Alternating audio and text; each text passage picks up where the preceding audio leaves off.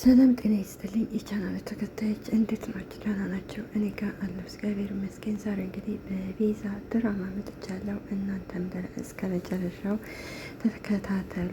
እንግዲህ ሱራፌልና ሳሚ አሁን ላይ እንዳሰቡት እየሆነላቸው አይደለም። ምክንያቱም እንግዲህ ይቺ ዘርፌ እንግዲህ ሉላንም ሆነ ሱራፌልን እንዲሁም ሳሚን እየጠረጠረቻቸው ነው እና እንግዲህ ሉላ በአሁኑ ሰዓት በጣም ፈርታለች። ሉላም ለሳሚ ትደውልለትና ይኸውልህ ሳሚ ትናንትና እንቅልፍ ሳይዘኝ ነው ያደረው ስትለው፣ ሳሚም እባክሽ ሉላ ተረጋጊ ሲላት እንግዲህ ይኸውልህ ሴትዮዋ አሁን እኔን ጠርጥራኛለች።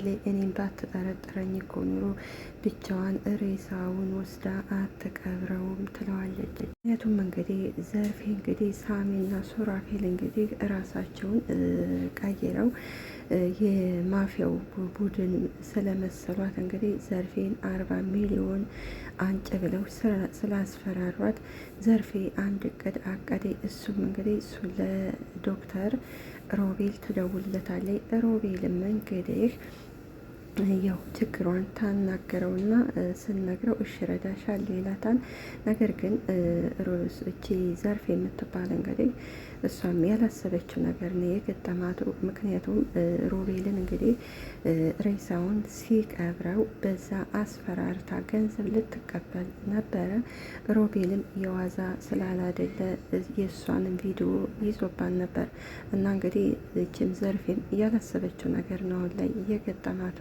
ሳሚም እርግጠኛ ነኝ ያንን እሷ ልታደርግ አትችልም፣ ስለዚህ የረዳት ሰው አለ ይላታታል። ሉላም እሱም የኔ ጥያቄ ነው፣ ስለዚህ ብቻዋን አይደለም ይህን ነገር ያደረገችው። እንግዲህ ምናልባት ሬሳውን ስትቀር ቪዲዮ ቀርጫ ቢሆን ጥሩ ነበር እያለች እንግዲህ ለሳሚ ተነግረዋለን።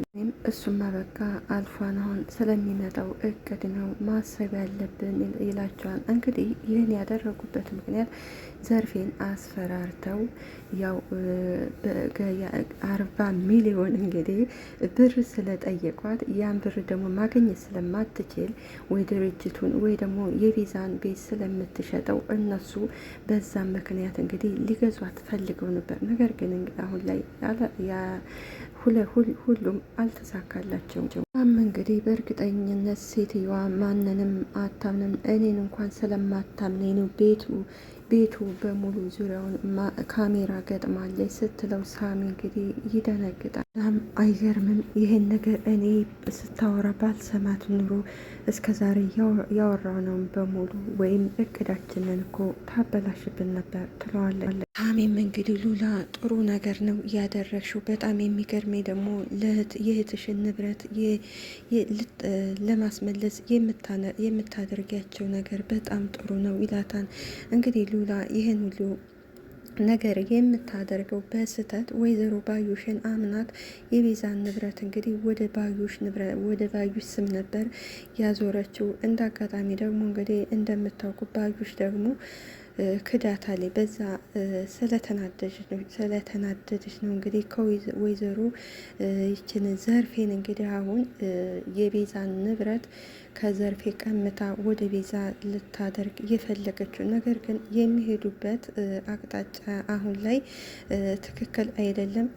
ዘርፌን አሁን ዘርፌ ምክንያቱም አሁን ዘርፌ ማንንም አታምንም። እንዲሁም ደግሞ ሉላ እንግዲህ ልጇ ናት አሳድጋታለች። እንዲሁም ደግሞ የወንድሟ አደራ ነበረች። ነገር ግን እሷ ከአደራው ማለት ገንዘብ በልጦባታን በአሁኑ ሰዓት።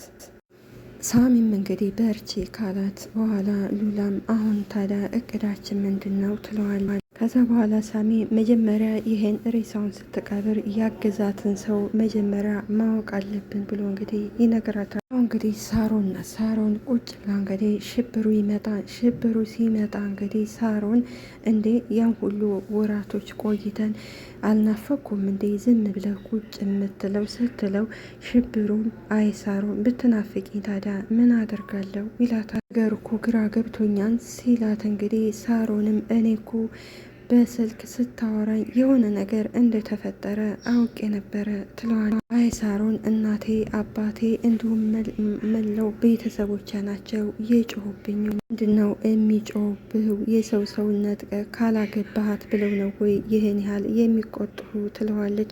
እንግዲህ ሽብሩ የመጣው ወደ አዲስ አበባ ሉሲን ካለችበት ወደ ሀገር ወስዶ ሊያገባ ነበረ። እንደ አጋጣሚ እንግዲህ ሽብሩ ሳሮንም ሳቂታ ስለሆነች እንግዲህ ከሳሮን ጋር ፍቅር ይዘዋን። ከዛ በኋላ ሳሮንን ነበር ሊያገባ የፈለገው። ቤተሰብ ደግሞ እንዴት ቃል የተገባባነውን ነገር ትተዋለ፣ ስለዚህ ሉሲ ማግባት ነው ያለብህ ቢሉታን። ሉሲና ሳሚ ደግሞ አሁን እንግዲህ የሉሲ አያቷ ደግሞ ከሳሚ ጋር ልታጋባት ሽር ጉድ እያሉ ነው። ነገር ግን አሁን ላይ እንግዲህ ሽብሩ ሉሲን ቢያንስ አግብቼላ ከአመት በኋላ እፈታታለሁ፣ እስከዛ ድረስ አንቺን ታገሽኝ እያላን ነው እንግዲህ ይችን ሳሮንን። ሉሲ ደግሞ ቶሎ ብለን መጋባት አለብን በዚህ አመት ነው የምትለው ሳሚን። ሳሚ ደግሞ እንዴት ሊሆኑ በዚህ አመት የምንጋባው እያላት ነው። ሉሲም እምቢ አልክ እንግዲህ ካልሆነ ሽብሩን አገባዋለሁ ብላ እንግዲህ ለሳሚ እውነቱን ነግረዋለን። ይኸውልሽ ሳሮኔ ቤተሰቡ በሙሉ ፈሪ እያለ እየሰደበኝ ነው ሲላት እንግዲህ ሳሮንም እንግዲህ የኔ ፍቅር ትለዋለች። ይኸውልሽ ፈሪ አይደለም እንደውም ለእኔ ከዚህ ዓለም ካሉ ሰዎች ለእኔ ጀግናዬ ነህ። ሁሉ በላይ ደግሞ ያበሳጫቸው ሉሲ የምትባለው ልጅ እንግዲህ እጮኛዋን ይዛ ከዛ መሄዷ ነው። ሆንም እና ታዲያ ምን ሆነ ነው ባለቀ ነገር ላይ እንደዚህ የሚያንጨረጭራቸው ብላ እንግዲህ ተጠይቀዋል።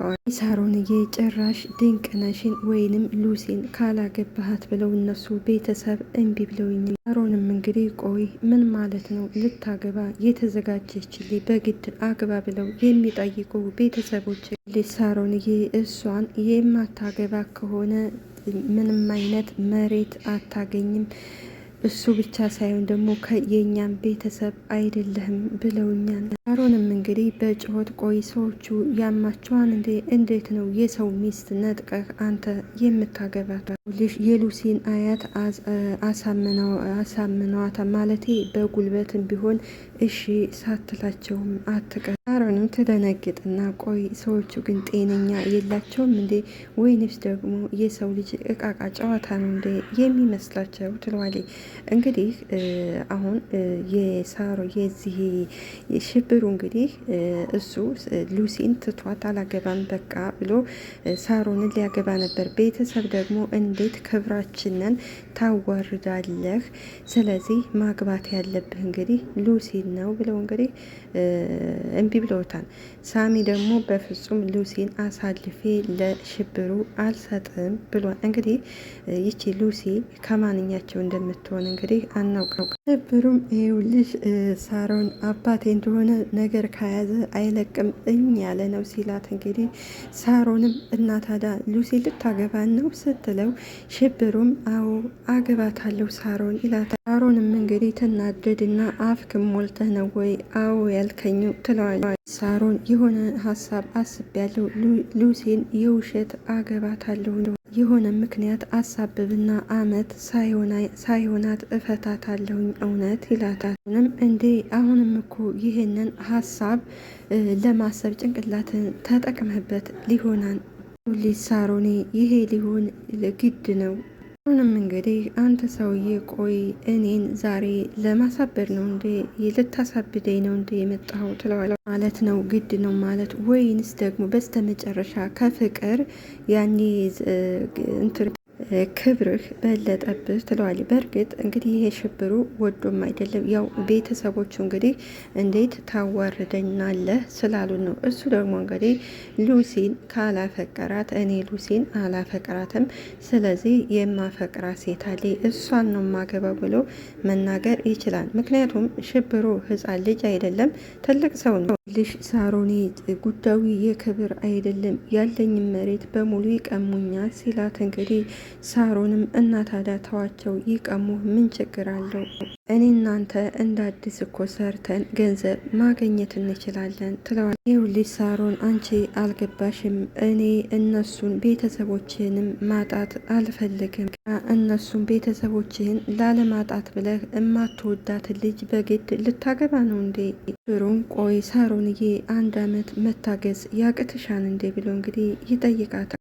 1 አመት ነው የውሸት እኮ ነው ሳሮንዬ፣ ከዛ በኋላ እፈታታለሁ ይላታል። አሁንም ትናደድና በጣም ታሳፍራለህ። እሺ ይኸውልህ ለነገሩ በዚህ ሀሳብ ሳሚም ሆነ ሉሲ አይስማሙም እትለዋለች። አንድ ነገር ልንገርህ፣ ከሁለታችንም አንዳችንንም አታገኝም ብላ እንግዲህ ገፍትራው ጥላው ትሄዳለች። በእርግጥ ሳሮን ትክክል ነች። ስለዚህ ሽብሩ እንግዲህ የቤተሰቦችን ማለት ክብር አላዋርድም ብሎ ይችን ሉሲ ማግባት የለባትም። ሉሲና ሳሚ እንግዲህ አሁን ላይ ጨርሰዋን ሊጋቡ ነው እና እንግዲህ ይሄ ሽብሩ ደግሞ ይችን ማናት ሳሮንን ይወዳታን ከሳሮን ጋር ነው መጋባት ያለበት። እንግዲህ ዘርፌ ነች። ዘርፌ እንግዲህ ያው ካሜራ ቤቱ ላይ ስላስቀመጠች አሁን በሷ ልብ እንግዲህ ካሜራውን ይቺ ሉላ ያየችው አልመሰላትም። ነገር ግን ሉላ የዋዛም አይደለች። ዘርፌ ካሜራ ውስጥ እንዳስቀመጥ ቤት ውስጥ እንዳስቀመጠች ስላወቀ እንግዲህ ዘርፌም እንግዲህ የሉላ የምታወራው ትከታተላለች በስልኳ። ሉላም እንግዲህ ቆይ አክስቴ በእርግጥ አናዳኛለች፣ ነገር ግን ደግሞ እነዛ ጨካኞች እና አውሬዎች እሷን ለብቻዋ አልተዋትም። ምናልባት ደግሞ እኮ ሊጎዷትና ሊገሏት ይችላል እያለች እንግዲህ ሉላም ጎበዝ ናት፣ ማስመሰሉን ችላበታለች። ዘርፌም በስልኳ ታያታለች። ግን እርግጠኛ ነኝ ከዚህ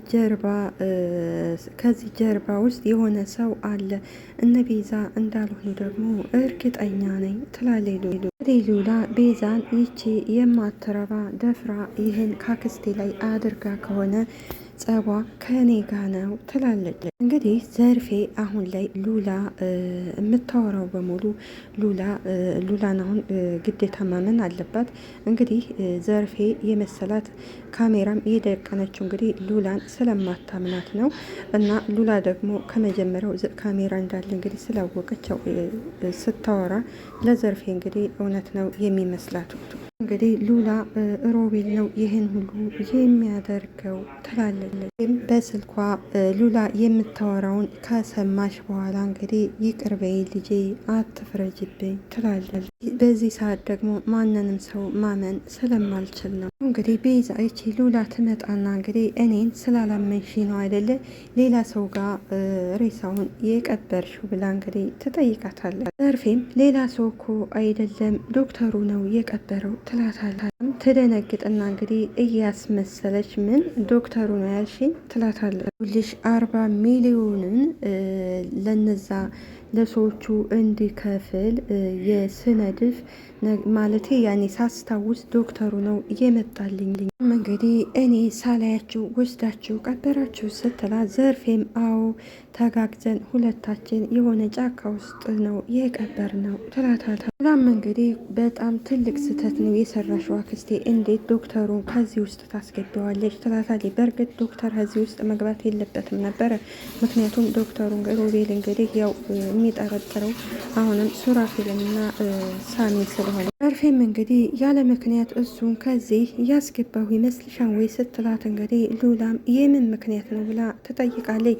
እንግዲህ ይቺ ወይዘሮ ዘርፌ የምፈልገው አንድና አንድ ዶክተሩን ከዚህ ውስጥ እንግዲህ እሷ ጋር እንዲሰራ ያደረገችው የሆነ ቪዲዮ ይዛበት በዛ አስፈራርታ ገንዘብ እንድትቀበል ያኔ እነሳሚ 40 ሚሊዮን ብር ስላሏት ዶክተሩንም አስፈራርታ 40 ሚሊዮን ልትቀበል ነበር። እሷ ብቻ ረዳ የምን ምክንያት ነው ስትላት እንግዲህ ዘርፌም እመኝ ልጄ ቆንጆ ደስ የሚል እቅድ አለኝ ስትላት እንግዲህ ሉላም እሺ እቅድሽ ምንድን ነው ንገሪ ትላታል። እሺ የትጅስ ጉዳይ ከምን ድረስ ልጅሽ ናት እኮ ብለው ወስደው አስቀርተዋታን ስትላት ዘርፌም አሁን እኔ ስለ እሷ የሚያስጨንቀኝ ይመስልሻል? አሁን ገንዘቡን አግኝተን ለእነዚህ ሰዎች ሰጥተን መላቀቅ ነው የምፈልገው ትላታለች። እንግዲህ ወደ ቤቱ ሲሄድ ቤዛ ቤዛ እያለ እንግዲህ እንደ አጋጣሚ እንግዲህ ሉሲ ቁጭ ብላ ነበረ። ሳሚም እንግዲህ ሉላዬ የኔ ውዷ እርጉዝ ሚስቴ እንዴት ነሽ ይላታል። እንግዲህ ትንሽ ማለት ይቺ ሉሲም ስለምትቀና እንግዲህ ቆይ አንተ ግን እኔም ባዶ ቤት አስቀምጠ የት ሄደህ ነው ብላ ትጠይቀዋል። ባዶ ቤት ነው አሁን ሲደብርሽ እኮ ቤዛ ቤት መጣሽ አይደለ ይላታል። ዋናው ነገር እኮ ብቻሽን አለመሆንሽ ነው እሺ ይላታል። ይህም እንግዲህ ለማንኛውም እርጉዝ ሚስት ስለሆንኩኝ የተመጣጠነ ምግብ ያስፈልገኛል ስትለው እንግዲህ ሳሚ ይስቅባታል። የተመጣጠነ አሁን እየበላሽ ያለው ምግብ ምንድን ነው ብሎ ይጠይቃል። ወዲያው እንግዲህ ሳሮን በንዴት ወደ ቤት ስትመጣ እንግዲህ ሉሲ ምን ሆነሽ ነው አንቺ ደግሞ ስትላት እልቅ አሁን አንቺ ምን እንድትሆኚ ማሰብ አለብሽ ስትላት ሉሲም እንዴ ከሽብሩ ጋር የተፈጠረ ነገር አለ እንደ ብላ ትጠይቃታለች። ሳሮንም ይኸውልሽ ድጋሜ አንቺን ካላገባው እያለ ነው ብላ እንግዲህ ለሉሲና ለሳሚ ትነግራቸዋል። ሉሲና ሳሚ ይደነግጡና እንግዲህ ምን ብለው ይጠይቋታል። ሳሚም ቆይ ምን ማለት ነው ይሄ ደግሞ አንቺስ ብሎ ይጠይቃታል። አንተ ለሷ ነው የጨነቀ ለነገሩ ለአያቴ እንኳን ገና ጥሎሽን እኮ አላክም ትሏል። እዚህ ደግሞ ያንተ መሆኔ ገና አለየለትም። እንግዲህ ሳሮንም እንዴ ቤተሰቦቼ ተቆጡኝ፣ አንዴ ፈሪያልኝ፣ አንዴ ደግሞ ከውርስ አስወጥተውኛን እያለ ይነግረኛል እንዴ እያለ እንግዲህ ሳሮን እንግዲህ በሽብሩ በጣም ነው የተናደደችብኝ። እሺ አያትየው ምን አሉ ሲል እንግዲህ ሉሲም እንግዲህ በጣም እኮ የሚገርመውም አያቷም እኮ ቢሆን ለሽብሩ ልትድራት ተስማምታለች ትለዋለች። ሉሲም እንግዲህ ለነገሩ በአያቴ አልፈርድባትም ልጄ ልታገባ ነው እኮ ብላ የመንደሩን ሰው በሙሉ አግራለች ትለዋለች። ወይ አላገባኝ ወይ አላገባሁ ምን እኔንም አያቴንም ግራ ታጋባናለን። እንግዲህ ሉሲን እና ታዲያ አንቺም ስለዚህ ጉዳይ ታውቂ ነበር እንዴ ብሎ ይጠይቃታል። ከዛ ሉሲም እንግዲህ ማለት ይቺ ሳሮንም እና ታዲያ አንቺም ልታገቢ ነበር እንዴ ነበር አንቺም ተስማምተሻል ስትላት ነገሩ የውሸት ነው ለአንድ አመት ያህል ከአንድ አመት በኋላ እንደሚፈታት ነግሮኛን ብላ እንግዲህ ለሳሚ ተነግረዋል። እሷ ግን የውሸት ሳይሆን የእውነት ተስማምታ የምታገባው ነው የሚመስለው። እንግዲህ በጩኸት ይሄ ሰውዬ የለየለት እብድና ወፍፌ ነው እንዴ ይላል። ሉሲም እንግዲህ ሳሚ አሁን እሱን ተወውና አሁን ቶሎ ብለህ ለአያቴ ጥሎሹን ላክላላ በኋላ ጠር ላይ እንጋባለን ትለዋለች። ይደነግጥና ጠር የአሁኑ ጠር ሲላት እንግዲህ ሉሲም አዎ ቆይ አንተ ግን ምንድን ነው ችግር?